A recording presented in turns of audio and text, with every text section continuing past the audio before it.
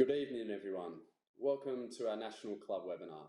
My name's Nick Pride. I'm the Director of Participation and Growth at the ECB, and it's fantastic to have so many of you on the call this evening. We're all extremely excited about the start of a new season. But before we get onto that and onto tonight's agenda, I just wanted to say a huge thank you to each and every one of you for all your volunteers, your committee members, and everyone involved at your club for the incredible work that you've done over the past 2 years. The pandemic has caused all sorts of havoc, but you have all played a huge part in moving the games forwards. As we all know, volunteers are the lifeblood of our game, and you helped deliver some really incredible things throughout our cricketing communities last year. Despite all that COVID guidance and despite all the disruption that was experienced throughout the game, we saw a 10% increase in the amount of fixtures played last summer. We had over 100,000 kids sign up to All Stars Cricket and Dynamos Cricket. There are over 100 clubs that started out on their journey at becoming a disability champion club. And all in all, we saw cricket really thrive across communities up and down England and Wales, which was fantastic. So again, thank you to each and every one of you for the huge effort you all put in. And on a personal note, I'm hugely excited about the opportunities that we have for the upcoming season.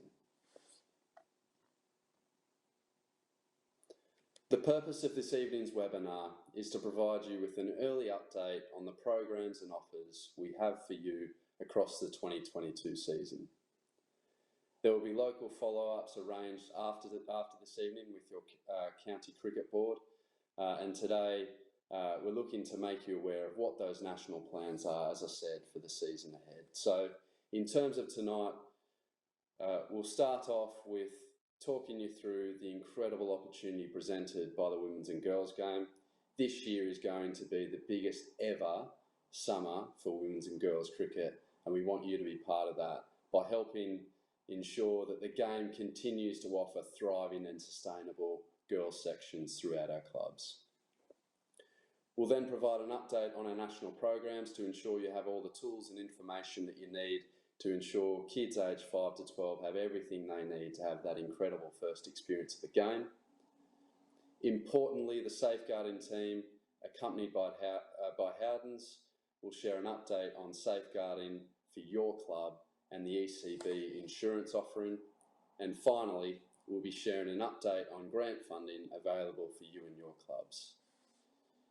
Please do share any questions that you might have throughout the webinar, whereby we'll then collate all of these into an FAQ document and then come back to you in the coming weeks with answers to those questions.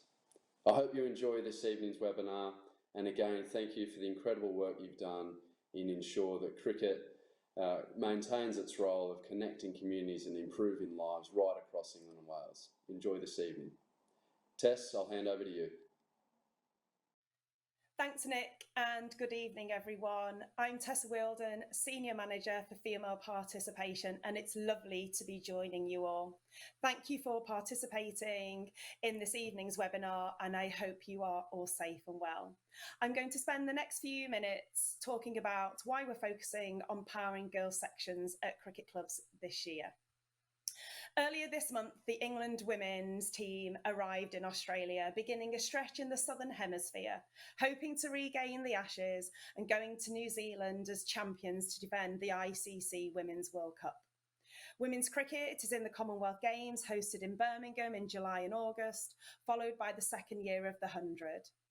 These marquee events present the opportunity to inspire a generation of girls, whether that be via live coverage on the television or through digital and social media. To be prepared for what we anticipate will be an increased interest in and demand by girls to play, we need to ensure there are enough opportunities for parents, for carers and girls to find cricket and play in their local area. However, the game needs more places for girls to play.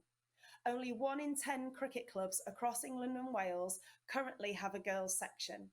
And pre-2019, the game was losing 1 club with a women and or girls section for every 2 it gained. We need to address this boom or bust trend seen across the women and girls game. That's why in 2022, we'd like to work with you and county cricket boards to power thriving and sustainable girls sections at clubs. If you do have any questions, feel free to pop them in the chat box and we'll follow up with a series of frequently asked questions after the webinar. Since 2017, we have seen a year-on-year growth in the number of girls playing the game, particularly through All-Stars and Dynamos cricket.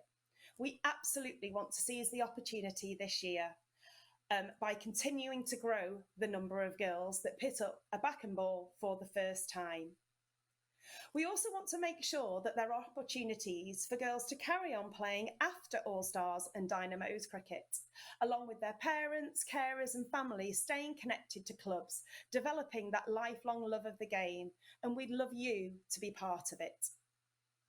I'd also like to take a minute to share some of the insights behind why girls participate in sport more generally, which can help us better understand how cricket and your club can be part of the solution. There is a 30% drop in confidence of girls at the onset of puberty. 64% of girls will have quit sport by the time they are 16 or 17. 63% of young women wouldn't play sport or do exercise without a friend by their side. And for females, family and friends are key to sparking an interest in cricket as a sport. We can help solve these challenges together. As I mentioned earlier, only 1 in 10 cricket clubs across England and Wales have a girls section. The game needs more places for girls to play, and that's why we're providing support and resources to help clubs grow the number of girls sections. The 500 or so cricket clubs across the country who already have a girls section will be able to answer this question far better than I can.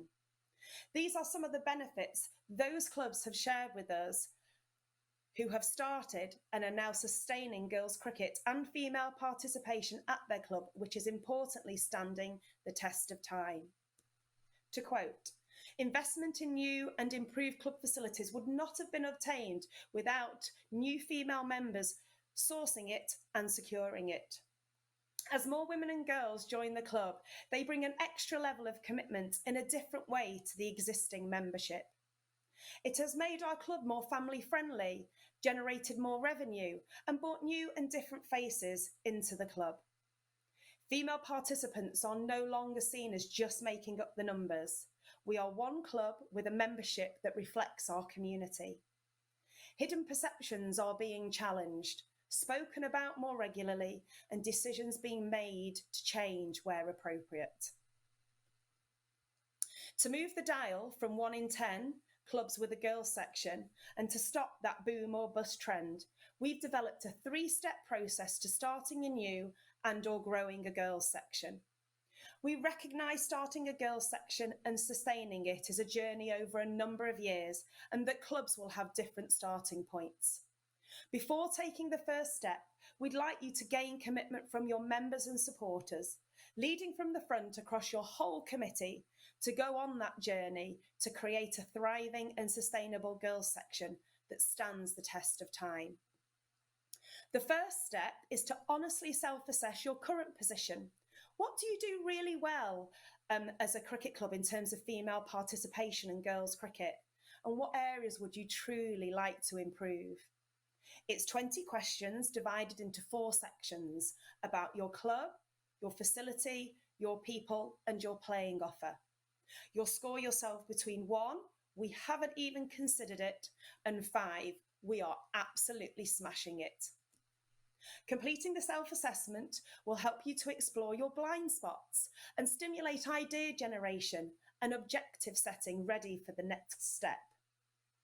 Step 2 is creating a development plan using the results from your self-assessment to understand the actions you need to take to start or grow your girls section.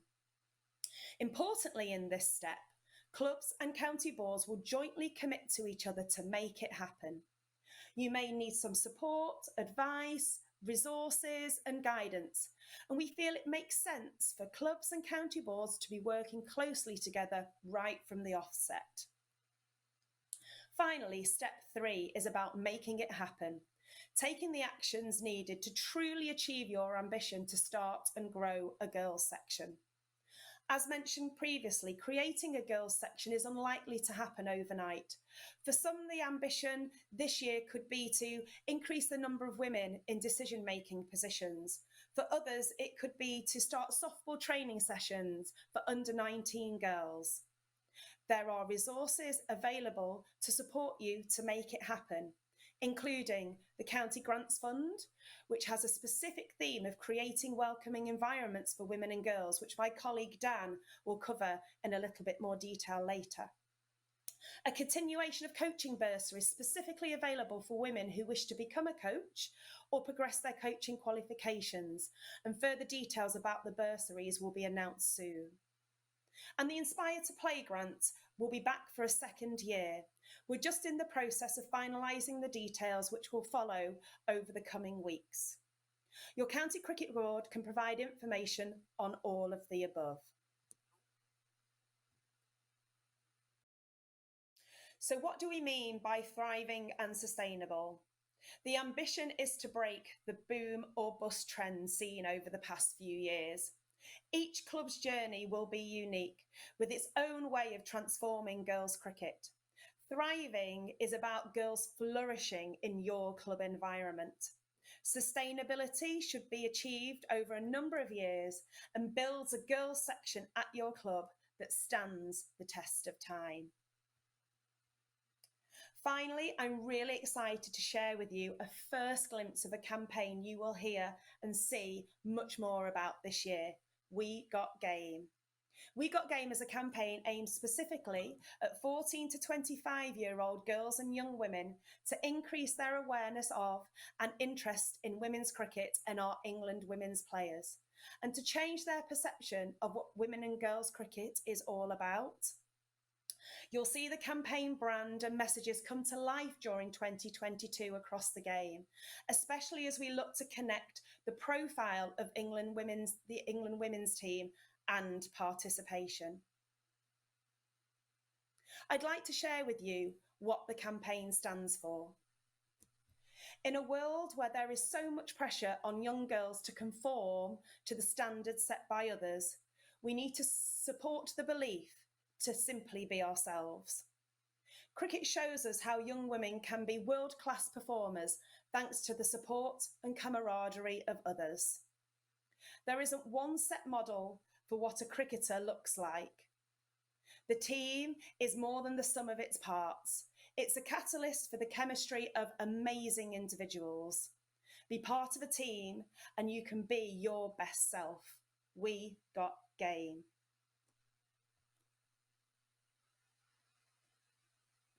So, on to the next steps. I hope you are now as excited as we are about powering girls' sections this year and seizing the opportunity that 2022 presents. Your next step is to express your interest to be involved with your County Cricket Board. Please don't hesitate. Do it this evening if you can do. All you need to do is email your local Women and Girls Cricket Development Officer using Powering Girls Sections as the email title. They will then be in contact to touch base with you to share their resources, the tools and their next steps. If you're unsure who your Women and Girls Cricket Development Officer is, we will follow up with their contact details post this evening's webinar. While that's happening, start to think about who the right people are at your club to begin this journey. That may not be your usual suspects. You may wish to approach new or different people. How can you diversify the voices and generate broader ideas? How can you ensure that women and girls are central to your dream team to powering girls sections? Finally, seek commitment from your committee and members that you are taking girls cricket seriously, that this is what our club is 100% dedicated to this year and for the coming years. If you do this well, you'll be setting yourself up for success as you progress through each of the steps to having a thriving and sustainable girls section that stands the test of time. Thank you so much for everything that you do for cricket and for women and girls cricket in particular. We and I really appreciate it. I'll now pass on to Jason and to Beth to take you through this year's exciting plans for national programmes. Thanks, Tessa. Evening all, my name's Jason Russell-Jones, Head of National Programs. I'll be shortly joined by Beth, who's our Senior Manager, to take you through a little bit more information about national programs for the 2022 season. For those of you who are new to national programs, hopefully we can give you a little bit of information about the features and benefits and why it might be of interest to run All-Stars or Dynamos at your club. And for those of you that have already taken part in one of All-Stars, Dynamos or both before, I just want to use this opportunity to say a huge thank you for your work over the last few years really, but more importantly over the past sort of 12 to 18 months in some really difficult and trying times for the game. I think considering everything that's gone on, the work over the past 12 months has been absolutely unbelievable, particularly in national programs where our aim is to inspire as many people as possible to pick up a bat and ball and give them their great first experience of the game. And last year we had over 100,000 kids take part in national programs, which is unbelievable. And as Tess mentioned, we almost doubled the number of girls taking part, a huge increase in the number of kids from diverse backgrounds and kids that have never taken part in cricket before. So just want to say a huge thank you for all of your work that you've done there. You are the ones at the forefront of, getting more kids to pick up a bat and ball, and I think the results of that are just absolutely incredible. And there's also been some huge numbers and new volunteers taking part as well, which we know is a huge part in kind of helping sustain the game and helping support you clubs to be able to keep running cricket long into the future. And Beth's going to give you a little bit more information on that as well as we go. So what is All-Stars Cricket? All-Stars is a program for 5 to 8 year olds, and as I mentioned, it's about inspiring that generation of kids to pick up a bat and ball, but just as importantly as that, it's about recruiting new volunteers to your club as well. And we think that All-Stars, and it has been shown over the past few years, that it's a great way to get new people involved in the game and to help out your local cricket club. And as I said, Beth will talk about that a little bit more in the future. It's 8 weeks of jam-packed fun activities and games, all about developing new skills for the kids, so learning to bat, bowl, throw, field, but also making sure they have a really good time, make friends, have a good social time, and really just enjoy themselves out there, whether it's the first time they've picked up a bat and ball, or if they've been playing cricket their whole lives because their family are obsessed with it. In terms of what the kids get, little glimpse on the right of screen there, but there's a personalised participant pack. So for those kids, every kid gets a shirt with their name on the front, and then inside the pack, depending on whether they're a new kid or a returning kid, they'll get a combination of bats, balls, stumps, bag, everything they need really to have that great first experience of cricket, to take part in the sessions, but just as importantly, take part in cricket at home, either by themselves or with their family. And on top of that, we like to try and get the kids as involved as possible with money can't buy experiences with some of the players, the men's and women's players for the England team. See if we can get them along to games, or vice versa, get the players out to their sessions or out to their local sort of community. In terms of what's in it for you that are running it as a club, basically, it's everything you need to deliver that great first experience of cricket. So you get a kit bag which has everything under the sun in it: bats, balls, stumps. I think there's 3 different types of balls in there depending on sort of the skill we're trying to promote. Ropes, cones, and then anything else really that you could need to run the session. There's promotional material that you'll have access to, a club management system to do all the back end work, and then we help you with all the volunteer training and support there as well to make sure you do have volunteers and activators upskilled to deliver the sessions. In terms of the financial model, it's based on a recommended retail price of £40, of which there's a £10 rebate for each participant that signs up. For every child that signs up on top of that, centres also receive a £5 credit to spend in the All-Stars Cricket shop. So £10 into your account and another £5 in a voucher code for every kid that signs up, and that can be spent on bats, balls, stumps,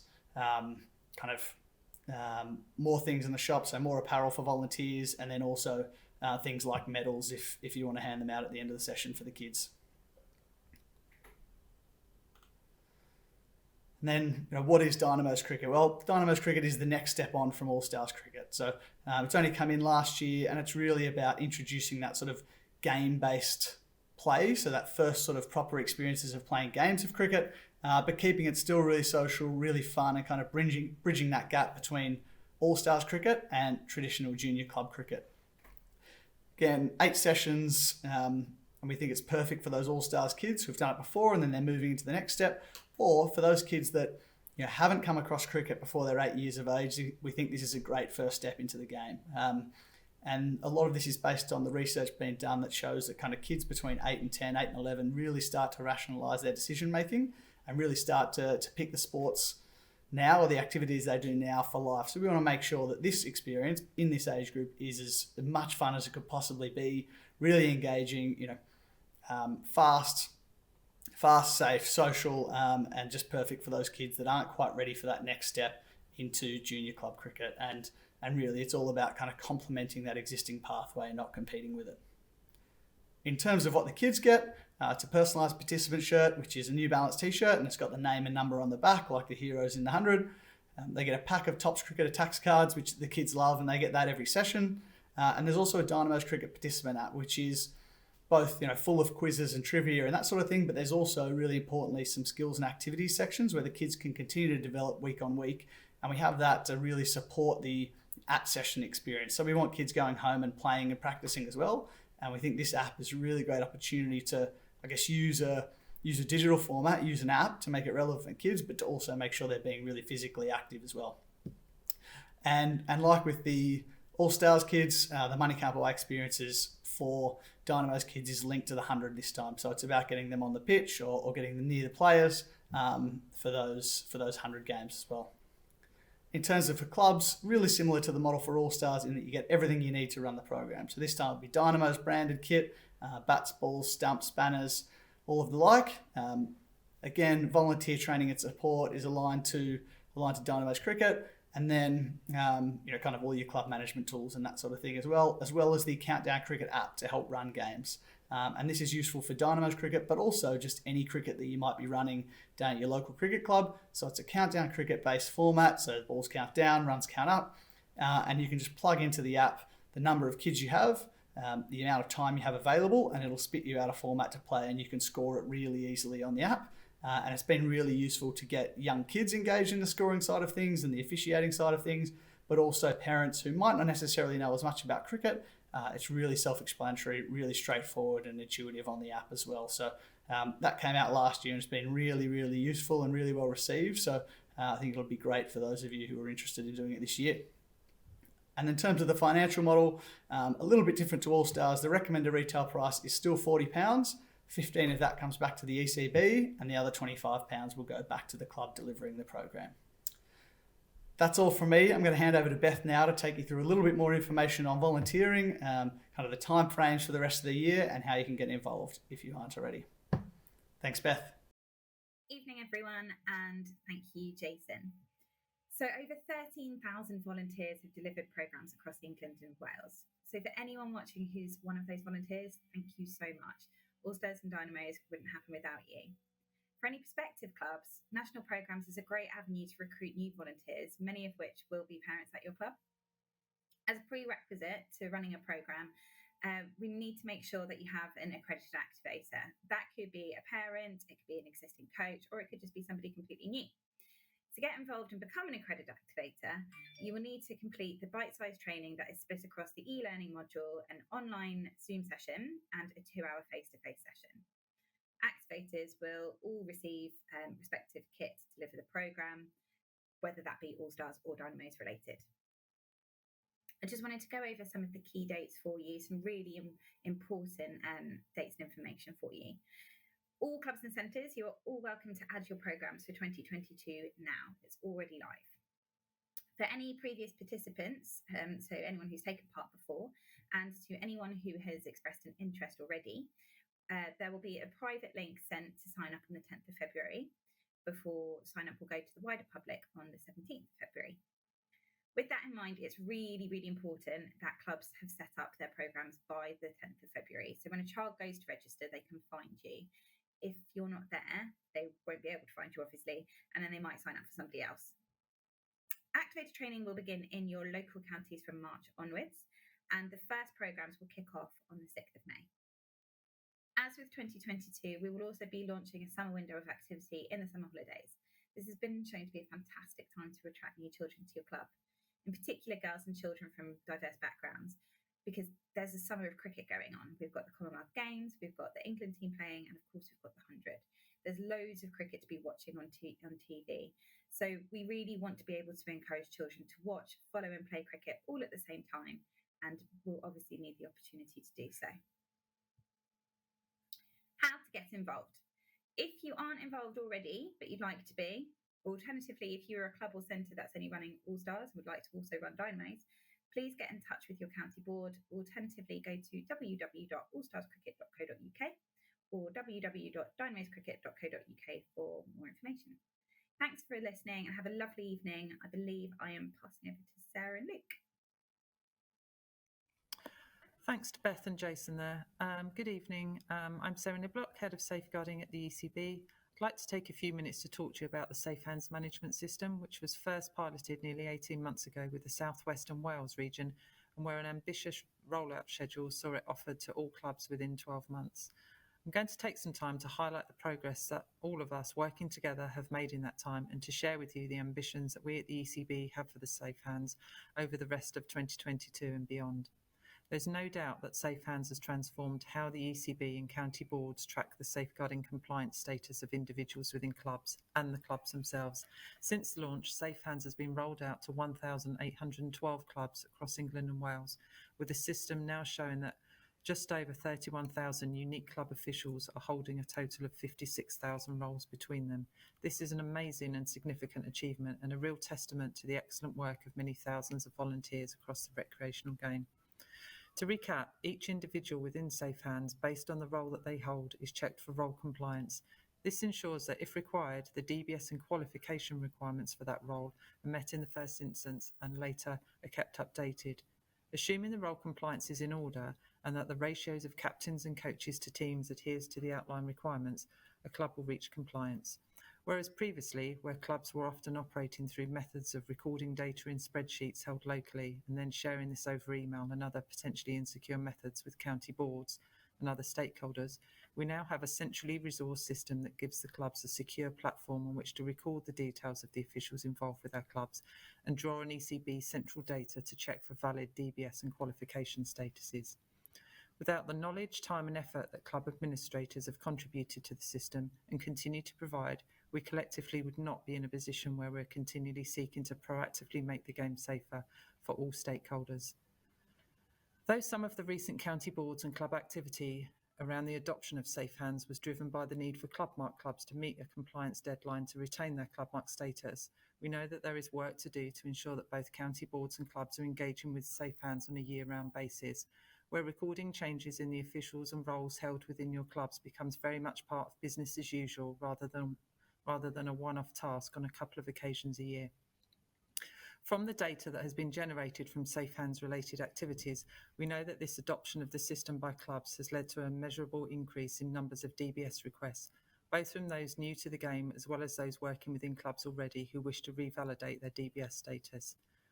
What we also know is that Safe Hands is highlighting gaps in role and club compliance. By club administrators logging details of club officials within the system, clubs are able to see gaps in DBS and qualification status for individuals, often within 24 hours of an invitation being accepted. We know that county boards and clubs are working in partnership to proactively mitigate such safeguarding risks that we know exist. For example, we are now in a position where we can report on this and qualify this risk to an extent, knowing that individuals have accepted club official roles in the Safe Hands, but where they do not hold a valid DBS status that is a requirement for the role, nor have a DBS application in process. The ECB County Safeguarding Officers and the network partners will be working with county boards in the coming months to help support you at clubs in all your activities, including to help mitigate the types of risks mentioned a moment ago, and we would be delighted to hear your feedback in how this process is working. This can be done via the dedicated email address that I will share at the end. It's important to stress that we are only at the start of the journey, and we have an ambitious club rollout and system development plans in place for 2022 to improve the effectiveness of Safe Hands for clubs in support of your day-to-day activities. For example, and as you may be aware, the next phase of rollout, phase 3, is imminent, with further details to follow to county boards within the next week or so. Whereas previous phases were related to onboarding club-marked clubs only, we are delighted to soon offer Safe Hands to a wider number of clubs. Specifically, this will be for the those that run ECB national programmes such as All Stars and Dynamos or run a junior section. In addition, we are now extending the rollout to those clubs that have an interest in creating a junior section in the near future too. You'll be pleased to know that we are continuing to make system improvements. Based on feedback from your discovery sessions with club administrators towards the latter part of last year and from clubs directly through customer support, we will be enhancing the user interface of the portal. This will see a far richer and more visual experience with the introduction of more reporting type data on the portal dashboard for club administrators to improve the value exchange between the ECB, county boards and clubs. And finally, a much improved experience for users on the portal on mobile and tablet devices. Alongside other ECB systems such as Play Cricket and e-learning, we will also be moving to a new and more robust single sign-on platform in the coming months, meaning that all users, both club administrators and club officials, will be able to log into the Safe Hands with the same credentials that they use for ecb.co.uk and the 100 websites. More details will follow in due course. To complement the continued rollout of Safe Hands, the ECB safeguarding team have recently trained an existing and new cohort of Safe Hands tutors to deliver key training requirements to your club safeguarding officers. In addition to this, new online safeguarding module will be launched and available from April this year for your clubs. Finally, should you have any questions about Safe Hands, please feel free to get in touch with Safe Hands customer support at safehands@ecb.co.uk. I will now hand to Luke from Howdens, who will share details with you about how your club can benefit from the free combined liability insurance offered as part of the Safe Hands sign-up process. Many thanks for your time and continued efforts in keeping our game safe. Thank you, Sarah. Good evening, everyone. My name's Luke Service, and I'm from Howden Insurance Brokers, and we're the official insurance provider for the ECB and the recreational game.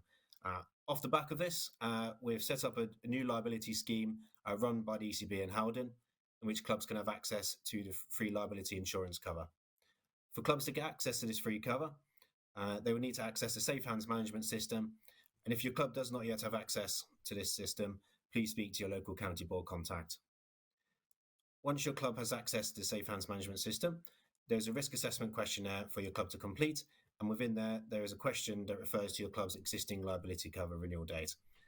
Once completed, the details will come to Howden, and then your club will receive an email with the documentation for the free liability cover, which will kick in from the renewal date that you have input into the risk assessment, which will run until 1st of February 2023 and on a continuous basis thereafter. And this will continue to be free of charge to your club going forward. The answers that you're input into the risk assessment will not impact your club's ability to access the free liability cover. This is just designed to help manage the risk at your club. Okay, the cover that comes under the free liability insurance is quite extensive in nature and includes a vast range of covers, which I'll just give a short review of, just so you're clear on what they're covering. So the first part is the public liability insurance. So this can be covered for things such as broken windows, cars, injuries to members of the public, etc. Professional indemnity, which covers any advice that a club might give out, i.e. from a coaching point of view. Directors and officers liability, so this protects your committee members and decisions made by them, particularly surrounding financial decisions made by the club. Employers liability, so it's covering your club for anyone they might hire, so that's even on a self-employed basis. So that could be people such as groundsmen, coaches, bar staff, etc. Cyber liability, which protects your club's online presence, so covers things your websites, emails, social media, that sort of thing. Legal expenses, which will protect your club if any potential claim had to be defended in a court of law.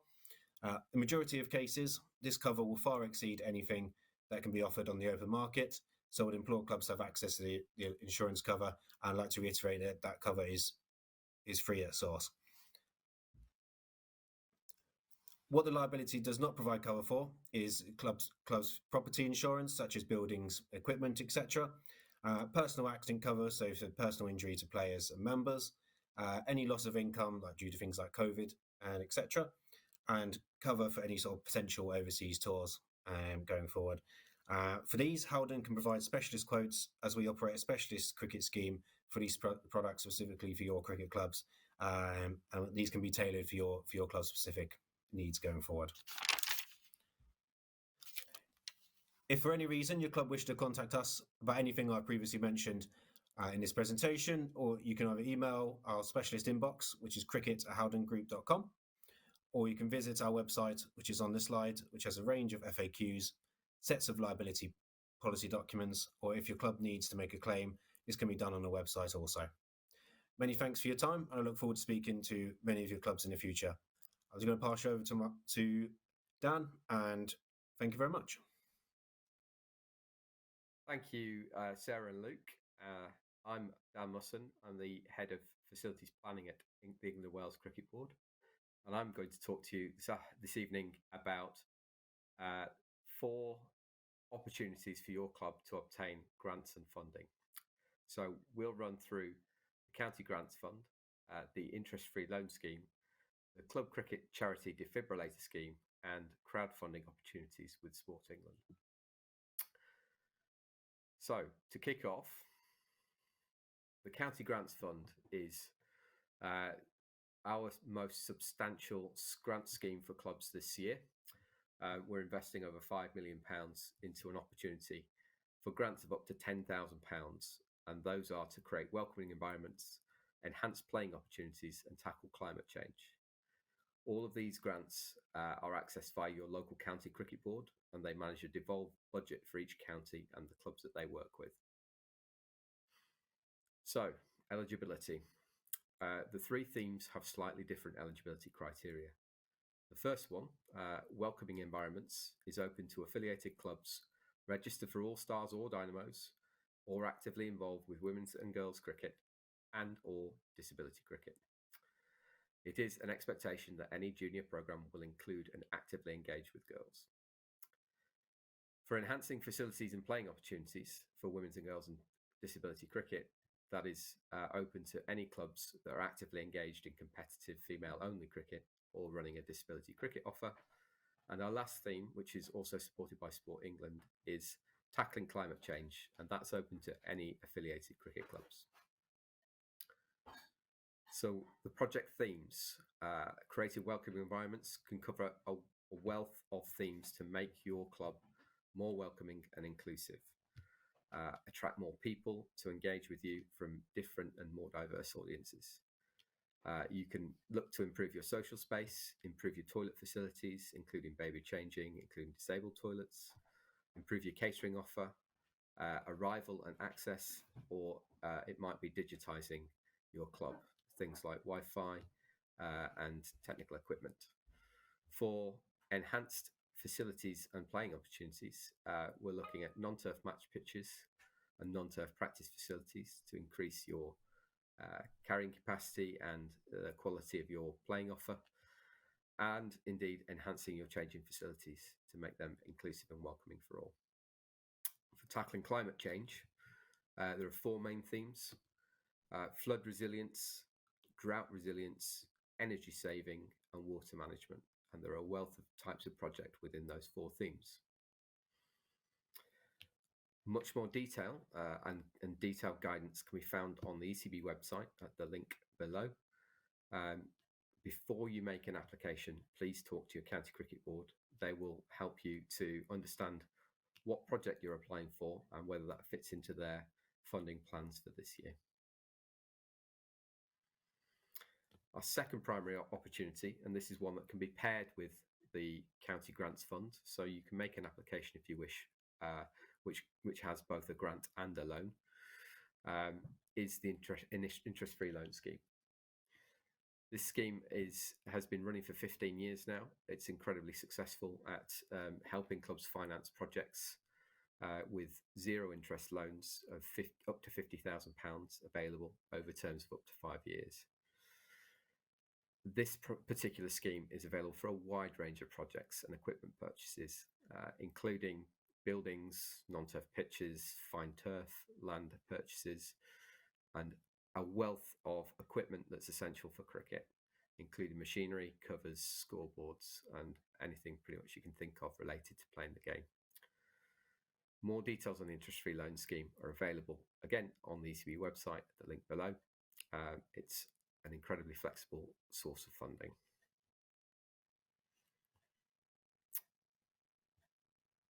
The The next offer I want to talk to you about is really quite a vital and almost essential offer, I think, for any club to consider. We have partnered with the Club Cricket Charity and the Community Heartbeat Trust to create an exceptional value offer to clubs for what is really potentially life-saving equipment. That is the option to obtain a defibrillator.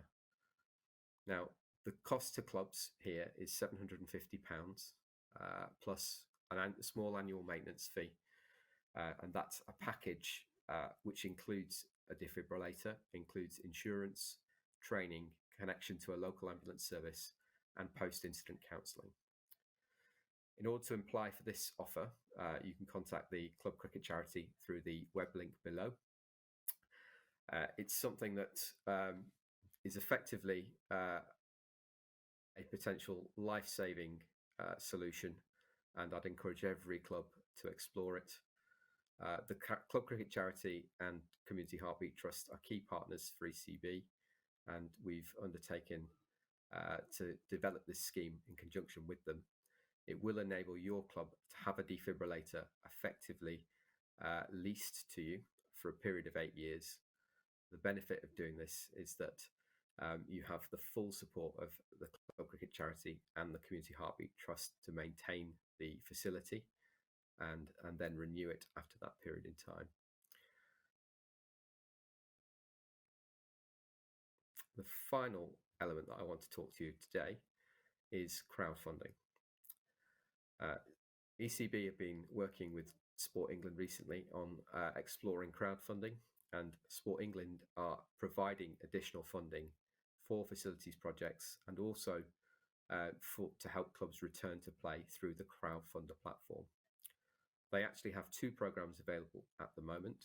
The first one, Active Together, is still open, and I'd encourage you to explore that. And then the second one is just opening up, which is called Places and Spaces. This is a legacy fund for the Commonwealth Games, Birmingham in 2022. And at the moment, it is open to clubs in the West Midlands. It's likely to move to a nationwide offer before the summer. There's a link to the crowdfunder platform here, and we would encourage you to explore this and see what value add Sport England can offer. But it's a very effective way of raising funds for your club, both for facilities projects and for other revenue projects as well. That concludes my presentation this evening, and I'd like to hand back to Nick. Thank you, Dan, and thanks to each and every one of you for joining this evening's call. I hope that you found it helpful. As I said right at the start of the call, 2022 promises to be a hugely exciting summer, and we want to make sure that you and your club have absolutely everything you need to make the most of this summer. If you've got any questions, if there's anything you'd like to follow up on, please feel free to add it to the question box, or please get in contact with your local county cricket board. Once again, thank you for taking part this evening, and all the best for the upcoming season.